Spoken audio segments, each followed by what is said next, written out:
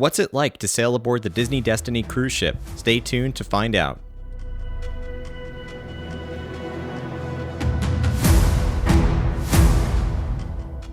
Welcome aboard Imagination Skyway, your guided tour through the worlds of Disney and Imagineering. I'm your host, Matthew Kroll, and it's my job to explore the stories and places we love and the people who bring them to life. In this episode, I chat with my travel advisor and business partner, Kelly Craig, all about her experience aboard the brand new Disney Destiny, the latest cruise ship in the Disney Cruise Line fleet, as part of the Disney Wish Disney Treasure class of ships. The Disney Destiny is a unique addition to Disney Cruise Line, taking guests into the worlds of iconic Disney, Pixar, and Marvel heroes and villains. In this conversation, we'll discuss everything you need to know about this brand new cruise ship and offer advice for your next Disney Destiny sailing, whether you're a first-time cruiser or a Pearl member of the Castaway Club. As you fasten your seatbelt, I encourage you to take out your mobile devices and search for Imagination Skyway on your favorite social media app. Better yet, if you're looking for ad-free episodes, bonus content, or the ability to comment directly on the podcast, head to patreon.com/imaginationskyway, where you can sign up for a free account or a premium subscription. And if this episode leaves you yearning for a trip to Disney, aboard Disney Cruise Line, or any other destination, of course, you should reach out to our partners and sponsors at KMV Travel, represented by Kelly here, voted the top travel agency in Orlando in 2025. To get started, visit kmvtravel.com/skyway. As we begin our journey, please remain seated, keep your hands and arms inside the podcast at all times, and enjoy your journey aboard Imagination Skyway.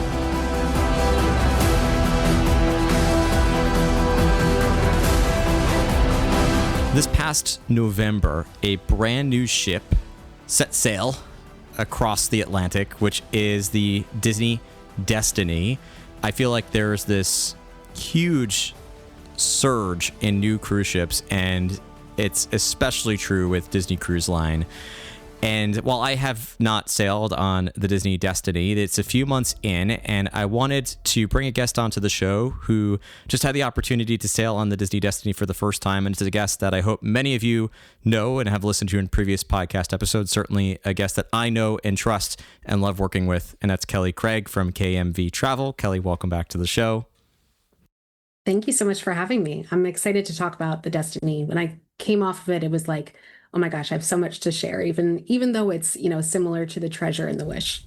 I have so many questions, and I'm excited for us to talk about this. I want to start from the very beginning by asking what your expectations were going onto the ship. I know we've seen this, there's a lot that's been on social media. They gave us concept art. They gave us an idea of the story of the ship and how it would be different from its sister ships, the Disney Wish and the Disney Treasure, and of course the other ships in the fleet. So what were your expectations before you set sail on board this new cruise ship? I have to be honest with you. I had pretty low expectations, and not a low from a standpoint of like, oh, I thought this was going to be, just like the worst ship that was ever created. I just more felt like I had connections to some of the themed areas on the Treasure or the Wish. And for those of you that haven't been on those ships, there's a bunch of different spaces. And basically we have 3 identical ships that are then themed differently. So the Destiny is more of this kind of heroes and villains. And you kind of see that dichotomy across these ships. So the character that is the statue that's in the Grand Hall is Black Panther. The character that we have on the front of the stern is Spider-Man. Lots of Marvel being brought in. So to me, I was like, I just don't know if it's really gonna hit home the same way that the Wish does or the Treasure. But I was definitely so surprised when I went in, just as how they took a lot of these spaces that, were themes that are kind of more, I don't know, a little bit more niche, maybe. I don't know. I don't know if you'd really say Marvel is niche, but, it's not like Cinderella, like, beloved for how many years. And I thought they just did an exceptional job at creating those spaces, and the ship was beautiful. That's great. I want to I'm going a little out of order. I'm just going by interest for this particular episode because there's so many ways to branch out from this conversation. And you mentioned Marvel, and that's an aspect that it's not the first time that we've seen Marvel aboard a Disney Cruise Line ship, but I feel like they really leaned heavily into the Marvel experiences on the Disney Destiny. So did you get a feeling that this was different from another ship in that way? And how did it feel to see so much Marvel on the Disney Destiny?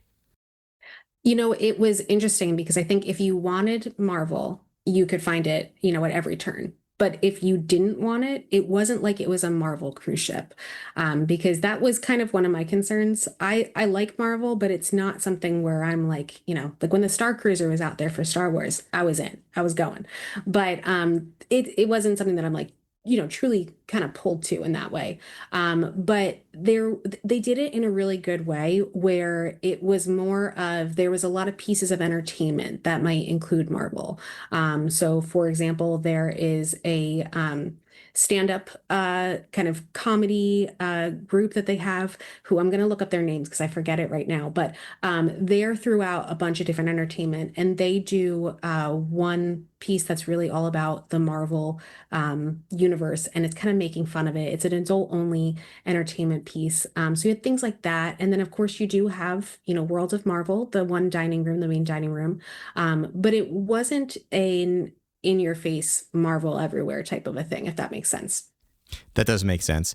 And perhaps we should step back a bit and talk about the theme of this ship and the storytelling of this ship, because one of the things that I noticed about it from someone who hasn't sailed on it is it feels a bit like an extension of Star Wars Galactic Star Cruiser, not quite to the same level of immersion and role play, but you get this heroes and villains type of storytelling here, and kind of like, do you lean into your heroic side or your villain side? So for someone who's not familiar with the Disney Destiny, and in particular to that element of the storytelling, how do you describe the theme and the story of the Destiny?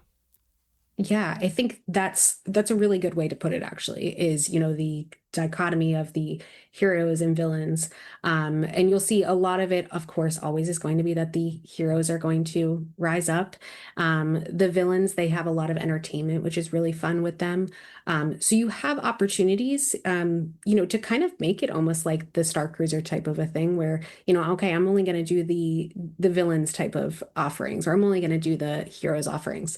But there's lots of different options throughout. I think one of the best things that Disney did with entertainment, when they brought out the treasure, was they created these storytellers. So on the treasure, it's Sage and Coriander. And there's several different entertainment offerings throughout the sailing that these two storytellers, who are basically like, improv, they will kind of have this whole story of what the ship is. So it really brings in a theme. They brought this over to the Destiny, and it's Zaya and Gamble. I did have to look up their names. I couldn't remember for this one, but they do that very much on this ship. So same type of thing, talking about the heroes, the villains. So there's a piece with in the Grand Hall with Loki. You have some adult offerings that are in DeVille's, where it's basically like we have to create a song for Cruella to change that terrible song that Roger made.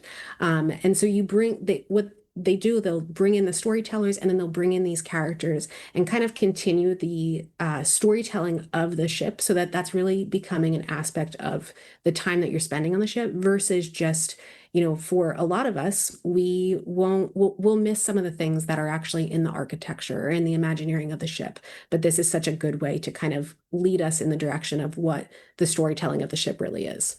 Fascinating. We're going to talk about a lot of the specific elements of the ship, and I want us to change gears a little bit by focusing on your particular itinerary. Right now, I know the Disney Destiny is based out of Port Everglades and Fort Lauderdale. That's where you sailed out of. And if you look, I was just perusing the Disney Cruise Line website earlier, and if you look at it, there's a few different options for itineraries, but right now all of the planned itineraries are out of Port Everglades for the Disney Destiny. How did you land on the particular itinerary that you selected for this cruise? There's, like you said, a few different options. And we always will choose to be on a cruise longer than shorter. So we went with a 5 night. Right now, there's 4 and 5 nights that are offered. There was a couple 3 nights in the beginning of the sailings, but I think it's really going to stick to these 4 and 5 nights pretty much. And they're Bahamian sailings. So you go out of Port Everglades and then you go to one of Disney's private islands or both of the private island destinations. We chose the one that was going to Lookout Key because my husband hadn't been back there since it opened. So we wanted to kind of check that out. And then to Nassau, honestly, that's because we don't get off the ship at Nassau. So we felt like we had an extra sea day to kind of explore the ship. But there are some offerings, like I said, that do Castaway Key as well as Lookout Key. And those are very popular with families because you get to really just be immersed in the Disney bubble, but at sea. Did you feel like this ship was different than the Disney Wish and the Disney Treasure? Did you notice any differences in, because I know you said the layout for these three ships is virtually the same. You're going to have differences in the specific elements built within that layout. Did you feel that there were many differences between them, or how would you compare the layout of the Disney Destiny to its sister ships, the Wish and the Treasure? Yeah, so completely identical when it comes to the layout of the ship. So the nice thing is, if you've been on one, you kind of feel like, okay, I kind of got the lay of the land a lot quicker. But there are some things that are going to be absolutely the same. So, like the Tangled Salon, the Hook's Barbary, that's across all three of the ships in this class. But then the spaces are pretty much very different. So you'll have, where the hyperspace lounge is on the Wish, you have the Haunted Mansion parlor on the Treasure and the Destiny. So that's really kind of where they change things out. And then, of course, the theming in the rooms too, in the staterooms. So each of the different decks is going to have two different movies normally that they're kind of going back and forth between. So for our deck, we had Brave and The Last Dragon. So we had a Raya room, which was really cool. And then Brave was also in one of the cafes. They had Cafe Merida. So they kind of bring in a lot of those characters that you see in the staterooms into some of those spaces, or, vice versa. Do you have any control over which stateroom you get? Absolutely. Yeah. So you can select your stateroom. And one of my favorite things to do for my family is to say, do you have a favorite character or favorite movie that's going to be on the ship that you're really excited about? And then I can basically tell you which stateroom we want to select to get that. And when you walk in, if you're a kid or if you're just somebody who loves that movie, it's really cool to get to see the artwork that they've selected. And, your whole room is kind of themed to that. Interesting. Yeah. And of course, I should clarify, I know you can select your stateroom, but I'm glad you answered it with the way I was intending to go, which is can you select which character you have based on the stateroom itself? Because I know when we go to, for instance, the villas at Disneyland Hotel, there are a couple of options for the deluxe studios. So you may or may not get, it's Aurora for one, and I believe Princess and the Frog. Princess and the Frog is definitely in the one bedroom, Yep. but I think it's Princess and the Frog for the deluxe studio too. And you can request it, but it's a little bit of luck of the draw for which one you get. So it's nice to know when you go on the Disney Destiny, you have a little more control of figuring out. Of course, the staterooms don't change, and you could select your stateroom number. So even if you didn't know, you could probably look up somewhere what stateroom number has which character and kind of pick and choose based on that, which is a great way to go. So how did it feel for you? We talked a little bit about your expectations and, of course, knowing what the theme and the story of the ship's going to be. And we're, like I said, going a little bit out of order because I'm going where the conversation is taking us. But I want to know what it felt for you, or how it felt for you, to step onto the ship for the first time. There's always that feeling you get when you step onto a brand new ship. So how was that experience for you? I love it every time. I mean, my husband and I love cruising, and we love cruising with Disney because of the level of service you get. And I should say too, we don't have children, so we are two adults that are cruising with Disney, and we choose to do that. Love to do it. But getting onto the ship is just this incredible experience every time. I think no matter what ship it is, Disney does such a great job at welcoming you aboard. You get, you're brought on and they are going to announce your family as you walk into the Grand Hall. There's usually a character there to greet you. So when we walked in, there was actually superhero Minnie, which was very cool because she's kind of the new, she got a new costume for the Disney Destiny. And she is the character that's on the ship as well. Um, so that was just really cool to kind of see that. And we always walk in kind of with this eye of like, okay, we're going to compare it to the other ships. And do we really think this is, how does the Grand Hall look? How's everything, kind of coming together? And I really enjoyed this ship just overall, but I thought the Grand Hall was just gorgeous. I love that they chose Black Panther to have that space surrounding because it had a kind of regal, upscale, modern almost feel, but still not like pretentious, if that makes sense. And the statue is just absolutely gorgeous. So, you always get onto the ship and then you kind of have where you're going to run off to. But we tried to spend a little bit of time in the Grand Hall this time to take it in a bit more. That's great. What other surprises did you find on the ship? Oh, or at least so things that were pleasant surprises for you, things that you saw that you really loved from the experience. Yeah, I was not that excited about some of the spaces. Like I said, not being like a, total Marvel fan, I wasn't sure how it was going to work. So I think I was looking at Marvel as if you've done the Avengers campus, it's kind of the very like industrial feel that they go for, which makes sense because, it's the campus. But they did the Sanctum on the Destiny, and that's on deck 3. So it's a more like multi-use space. So it is a lounge. There's a coffee bar, full bar that you can get, but they use it a lot for like trivia and different things that's open to families. And I thought the space was just beautifully done. It looked like the Sanctum, of course, but it really leaned less into it being like Doctor Strange in your face and more of this is a study that would really be used, for everything that Doctor Strange is, having to deal with. And you're just getting invited into it. And it just worked so well in that space. And I, of the 3 ships, I thought that was the best use of that space particularly. Very cool. How was the dining? What were the dining experiences like? What did you do? I know you talked, or you didn't talk, you mentioned briefly about the Cruella de Vil lounge, which looks like so much fun. Even you gave us a little hints about how the vibe in there is helping Cruella to tweak some of the music from that horrible song that Roger wrote for her. But so can you elaborate more on some of the dining experiences from the Disney Destiny that you got to personally try, and anything else that you wish you would have tried that you didn't get to this time? Of course. So the food is always, of course, very important. So the way that Disney works is you have your main dining. So you have 3 main dining rooms and then you rotate throughout them, which I always think is so great because you get your serving team that will move with you. So we met our serving team on the first night and I had called in and requested a certain rotation. You don't know your rotation in advance, so you don't know which restaurant you're going to be at what on what night, but you can always call in and request. So I knew we really wanted to make sure that we did Pride Lands, which is the Feast of the Lion King. This is the new one for the Destiny.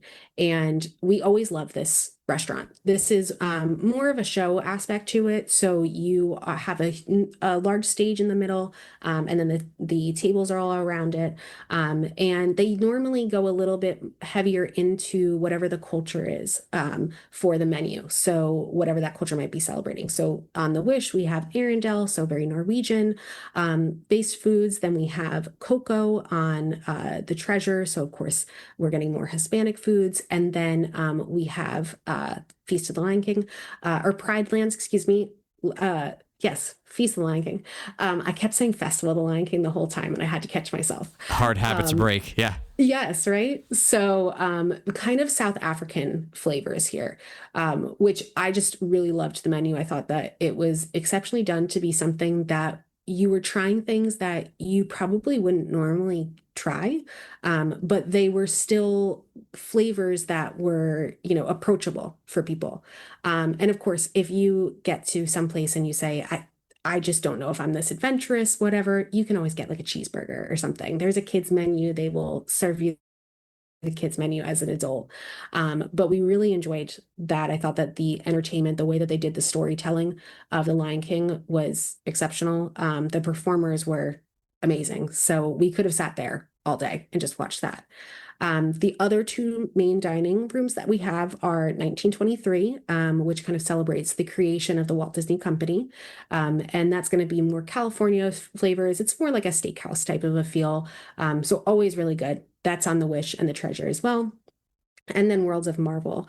This one we actually didn't do this time because we decided to do the two adult dining locations that are an upcharge. So Ashante and Palo. But Worlds of Marvel is going to be, again, more of the kind of show aspect.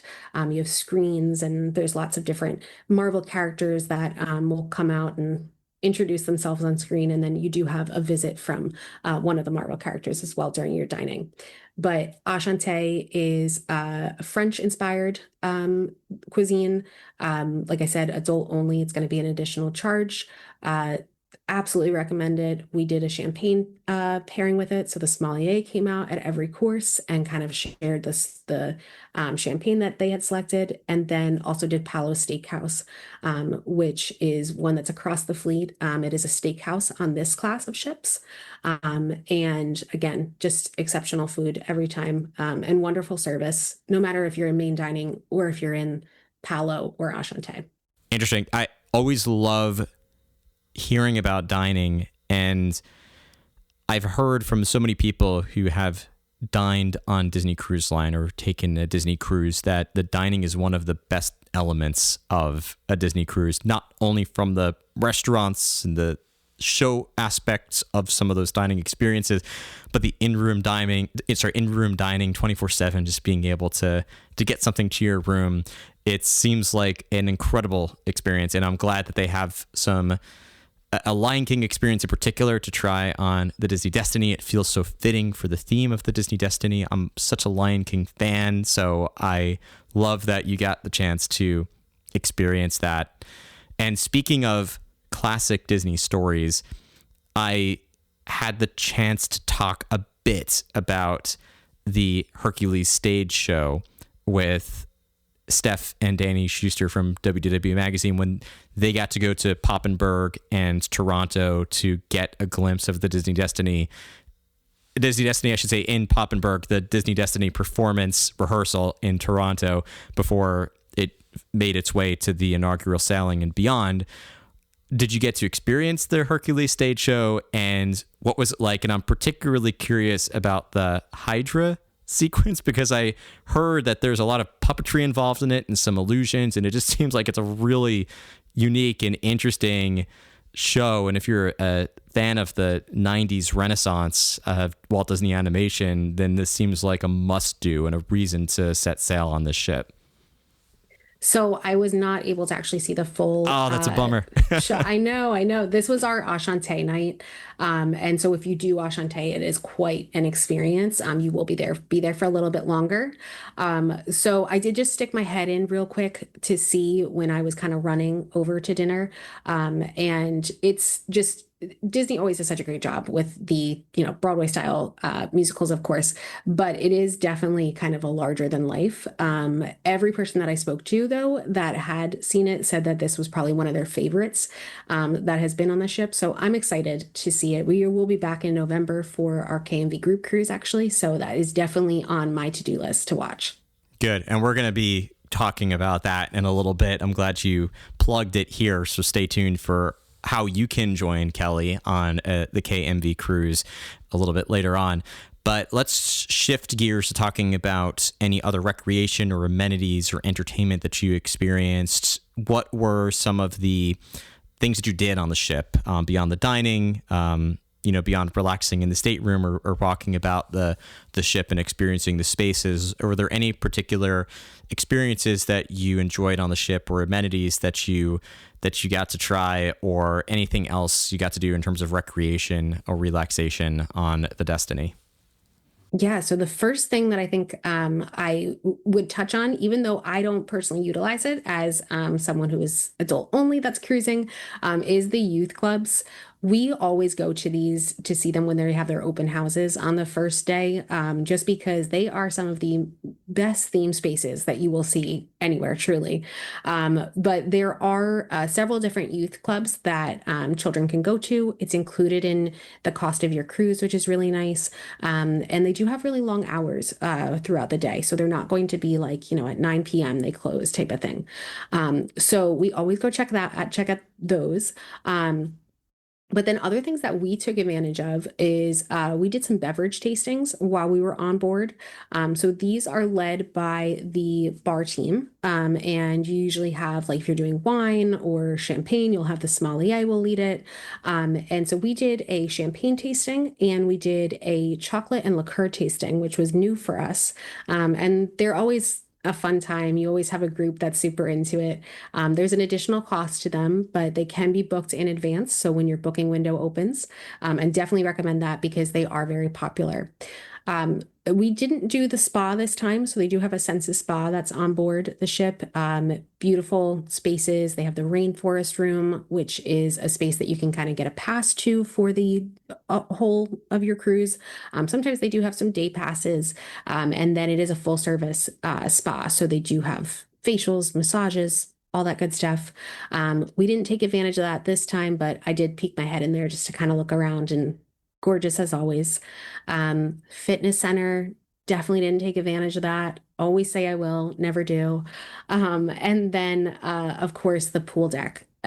We, of course, took advantage of this. So the nice thing about the way that they've kind of laid out the Wish, Treasure, and the Destiny is there's a lot of kind of small pools. So you do have your main pool, which is a little bit larger, but then there's an adult area, which we hung out at. There's, the Cove Bar, Cove Cafe is up there, and you have an infinity pool, some hot tubs, and then they have several others, smaller pools that you can kind of, be in amongst the fun, watch the funnel vision, which is that big TV that they have up on deck there. And then there's the Aqua Mouse, which is the water roller coaster. And this is kind of new theming for this ship. So that was always fun to do too. Yeah, so much to do on a Disney cruise, and it's great that you got to see some of that and to experience a bit of it as well. Now, I want to ask some questions about it's sort of tapping into your travel agency experience to help anyone who's looking to plan a Disney Destiny. I'm going to then give some time to ask about anything that you didn't get to mention that we forgot to discuss, and then we're going to transition to talking about the KMV group cruise. So backstepping a bit to the advice piece, for someone who is, I'm going to make this a two-part question.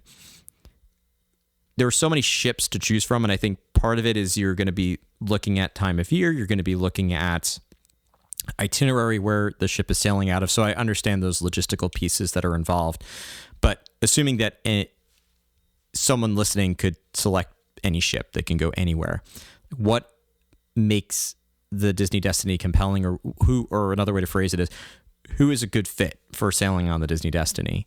And then the second part of it is, what advice would you offer for someone who has not been on this ship before, but who has maybe been on other Disney ships or has never been on a Disney ship?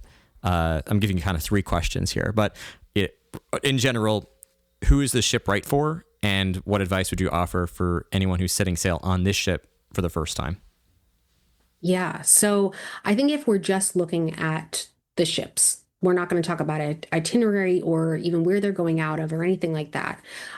Who this ship is great for is first-time cruisers. I think that this is a great one. It's very approachable because there's so much to do. So if you are somebody who's a little bit nervous about how it's going to feel, you're not sure if you're going to get motion sickness or not, or if you're really going to be someone who enjoys cruising, one of these ships, especially, the Wish, Treasure, Destiny, is a great option because there is just so much to do and so many spaces to explore, so many bars, lounges, lots of entertainment that's offered.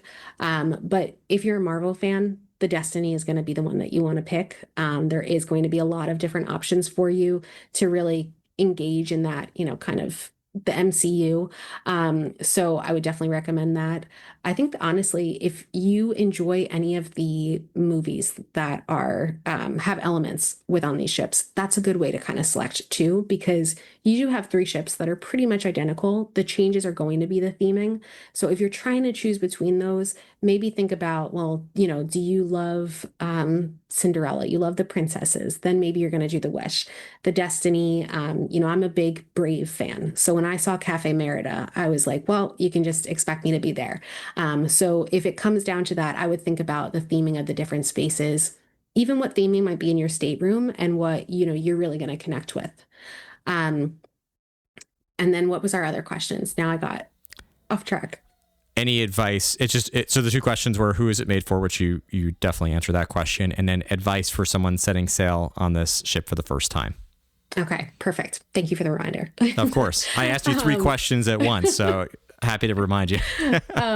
So if you are going to be setting sail, I would say, even though Disney doesn't put out what the actual schedule for every day is going to be when you're on your cruises, like what entertainment's going to be offered, what characters are going to be there, just do a little research. Or if you are working with somebody at KMV, we can definitely help you with this. But to go through what are kind of going to be the standouts on the Destiny that you may not have in terms of entertainment on other ships. So seeing those things that Zaya and Gamble offer, those entertainment pieces. There's some really cool musical entertainment that you may want to see. So things that are going to be much more specific to the Destiny.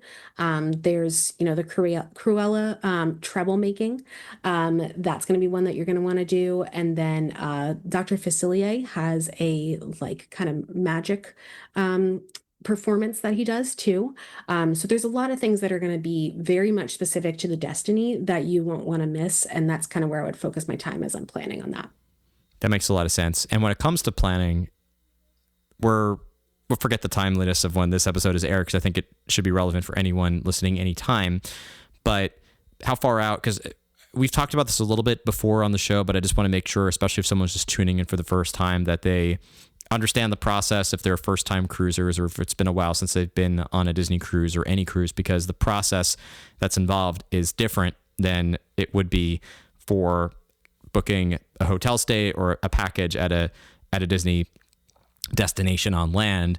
And I think one thing I'll plug, of course, is that the process is going to be the same and simple if you work with KMV Travel, because it's all a matter of letting them take the lead on when you need to get everything done and not needing to think about all of this. But how is the planning process different for Disney Cruise Line, and when is the best time to look at setting sail? How far out would you recommend somebody consider booking an itinerary?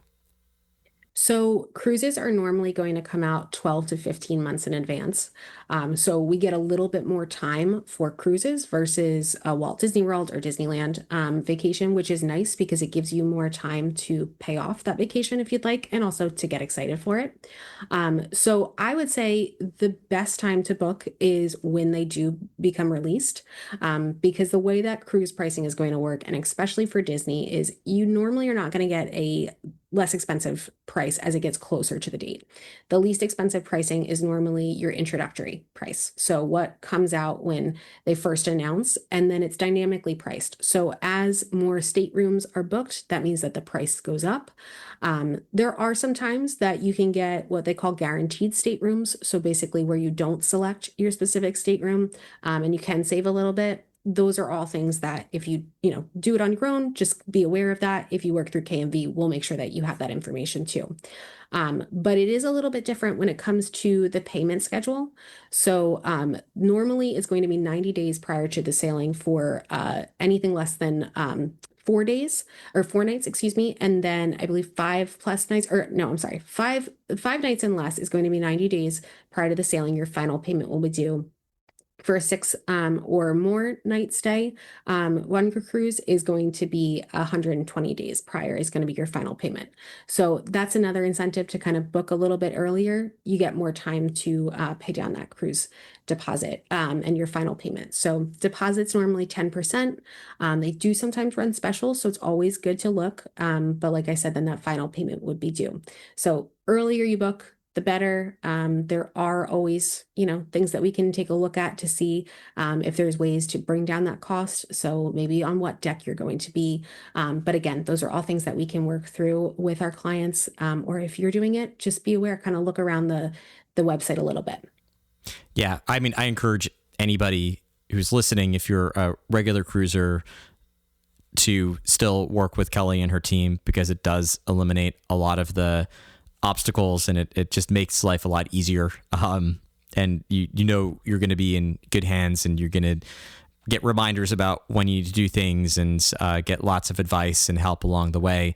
But especially if you are a first time cruiser, I've mentioned this when we discussed Disneyland and how to plan a trip to Disneyland, that if it's because most of my listeners are Walt Disney World locals who have or go to Walt Disney World a lot and have never been to Disneyland. And I had the same conversation there. You want to make sure, because Disneyland is not just a copy paste of Disney World. There are a lot of differences that, especially for a first time, you want to work with a travel agent, and especially Kelly and her team. I highly recommend, and I know do an incredible job having worked with them when it comes to planning these itineraries. So giving you a little bit of a plug there, just because I do want to encourage people, because cruising is quite different from a land-based vacation, to work with an expert who knows the ropes, who's done this countless times before, and can help personalize the itinerary specifically for you and your family, and make sure you get all the details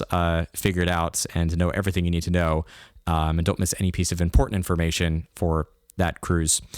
So before we transition to the group cruise, because I think that's going to be a great opportunity, especially for first-time cruisers, to set sail, let's talk about the miscellaneous pieces of the Disney Destiny we haven't discussed. So is there anything we haven't discussed yet about the Disney Destiny that was a highlight for you, something that we forgot to mention, or anything else you would want to share about your experience on this ship?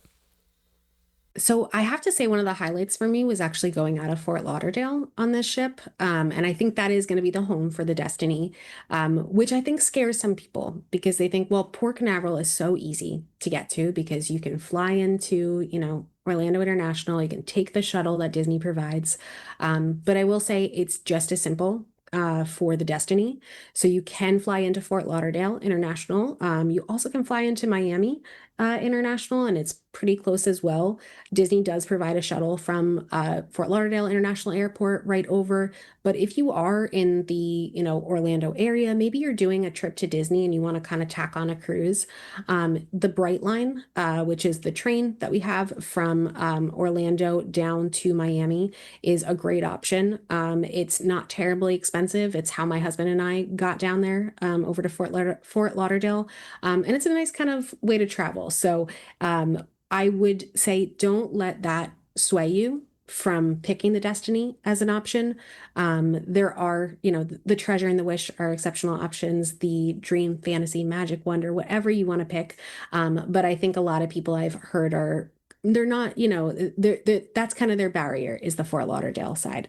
So I would say don't let that be your barrier. And then also just take advantage of the time that you have on the ship. So, we picked this itinerary because we knew we wouldn't be getting off at Nassau. And I'm so happy that we did that, because there was so much to see on this ship. I felt like at the end of 5 days, I still didn't have the chance to see everything. But the spaces are just beautifully done. I would love to have seen the Hercules show. So all those kinds of things are things that I'm excited for to go back on the ship, which I think Disney does a great job at. You can go on these ships hundreds of times and you still always find something new. Yeah. What is your favorite ship now that you've been on the Destiny? So you have a wider range of ships that you've been on. Oh, my husband and I were kind of having this conversation, and I think the Wish has a special place in my heart, just because it's kind of the ship I've been on the most, and it's like our home ship, being the weekend cruise out of Orlando here.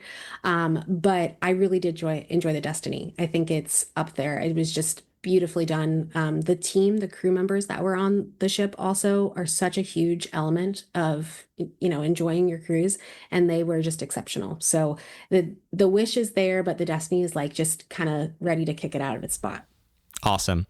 Before we transition to the group cruise, we're going to do a bit of housekeeping here because if you're listening to this episode beyond the KMV group cruise, I think this is still a relevant episode for you to enjoy. And I want to make sure you have this tag first, which is that if you're interested in sailing on the Destiny or any other cruise ship, or if you just want to work with Kelly, period, the easiest way to do that and get started is to just go to kmvtravel.com/skyway. I know I mentioned it in the beginning of the episode, the end of the episode, but that's just the easiest way to reach out to Kelly to work with her and her team and get started on booking whatever itinerary you want to pursue on land or at sea or anywhere else. So not sure there are any other options, but on land or at sea, you can reach out to Kelly and her team. So let's transition to talking about, which is a little more time sensitive, the KMV group cruise that you're taking in November. Can you just discuss the overview of what the itinerary is going to be, important information for joining you, why someone should join you. Give us the pitch, like give us the rundown for the KMV group cruise. Yeah, so this will be our second KMV group cruise. This is annual at this point. We're very excited about that. But basically, we bring together a group of Disney fans and we get on a Disney ship and we just enjoy the time together. I like to say that all the trips that I plan are stress-free, but I have to say when I'm on the trip with you, that takes a whole other element of stress out of it because if there's something that goes on or if I feel like, something needs to be handled, you probably don't even know about it because I've handled it for you. So it's a really fun time. This year we are going to be doing the Disney Destiny. So like I said, very excited to go back on that one. And it will be November 12th through the 16th. Um, 4-night cruise out of Fort Lauderdale and with stops at Castaway Cay and Nassau. So again, if those are destinations you haven't been to or just places that you want to explore, it's a great way to travel. But the elements, that's kind of the group aspects of it. We will make sure, of course, that you have everything set for your cruise. But then once you get onto the cruise, you can choose if you want to kind of be a part of all these group elements, or you might just say, you know what, I want to go on the cruise and know that I have Kelly there if something goes wrong, but I don't actually really want to be a part of everything. That's totally fine. There's no pressure. But we do kind of different group exclusive events and offerings. So this past time we did a wine tasting just for our group that was private. We make sure everybody's at the same dinner table if they'd like to be. We did some fun, we played sabacc because we were at a hyperspace lounge. So I kind of took this cruise as like, this was kind of time for me to brainstorm some things. So I'm excited. We'll have pirate night on our cruise as well, which is something that Disney offers on majority of the cruises. But we always, with KMV, we go a little bit harder. So we get really into it. And I'm excited for that. So November 12th through the 16th, like I said, of 2026, there are still staterooms available in all different categories. So if you are thinking, you really just want an inside category, there are still staterooms that are available. But I basically get to be your guide and you get to meet other cool Disney people. And we all still have a group chat that we talk through. So it was a really fun time and I'm excited for everybody to come back from last year, but to get some new people that are coming too. I hope so too. And if you have any Imagination Skyway listeners join you, I think we mentioned last time that we're going to do some like a video call or something just to, because I'd love to see who's on the cruise and that you're all having a good time. And if I remember correctly, this is also a very maritime cruise that you're going to get to enjoy. It is. So that makes it even better. Yeah. So we do a lot on this cruise, but you also, like I said, you can do a lot or you can just kind of hang out. That's the beauty of cruising. That's great. How can people sign up if they're interested? Yeah, so you can reach out to us. If you want to just go to kmvtravel.com/skyway. You can fill out the form there so they know that you're coming through Imagination Skyway, and just kind of write me a note that you're looking at the KMV cruise. Of course, you always can reach out to me on Instagram. Our company is KMV Travel Co. on Instagram. I'm Kelly's Magical Vacations. I would love to see you on either of those. You can always shoot me a message if you're just thinking you want to get kind of initial information. And I can shoot you a link that has a bit more info and some frequently asked questions, all that good stuff. Fantastic. Well, Kelly, like I said, I hope a lot of people will join you for that cruise. And if not, I want to hear from anyone listening. If you are going to be working with Kelly and going on a cruise, send me an update. Let me know how the cruise goes. Let me know if you are going on the Disney Destiny, no matter what. I want to hear your thoughts about this particular ship. So reach out to me in all the typical places on social media or on email, however you want to communicate with me. But Kelly, thank you as always for joining me. This was so informative and so interesting. And I look forward to having you back on a future episode of the show. Thanks so much.